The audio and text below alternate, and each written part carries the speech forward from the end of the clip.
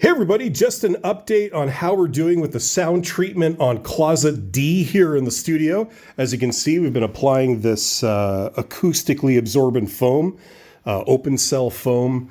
This is the third closet that we've treated like this in the studio.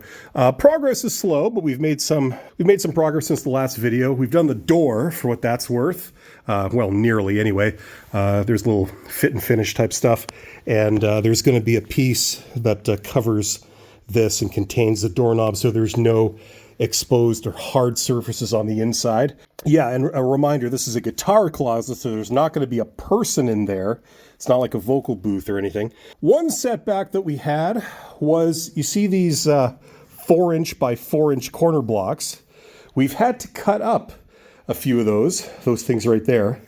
We've had to cut a few of them up because that's what we found was the best thing to put in the corners. These are 45-degree corners, and in order to fill that space, we've had to cut the corner blocks in half to make the 45-degree angle.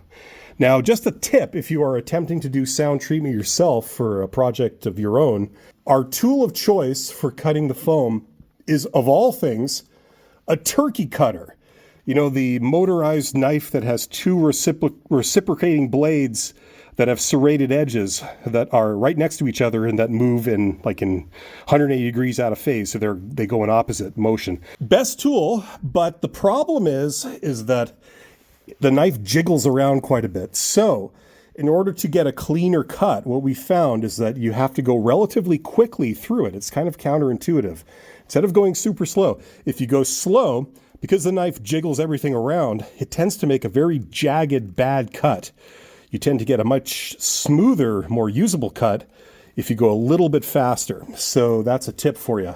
One thing that we haven't done yet is replace the light bulb. That's actually an incandescent bulb. That's in there kind of temporarily. But I don't know if you can tell out here,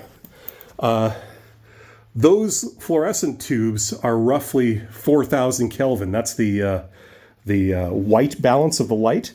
And we think that they look really good. The foam looks really good under it. But as you can tell, it's a little bit yellow in there. That's roughly 3,000 Kelvin. So we're going to be getting a 4,000 Kelvin LED bulb for in there. That's what we figured. And there you go. The progress has actually been going pretty slow because we've been tracking drums. We have completed the tracking of the drums for the 3rd and 4th Johnny Saskatchewan albums. We've done 24 tracks of drums, which has been nuts.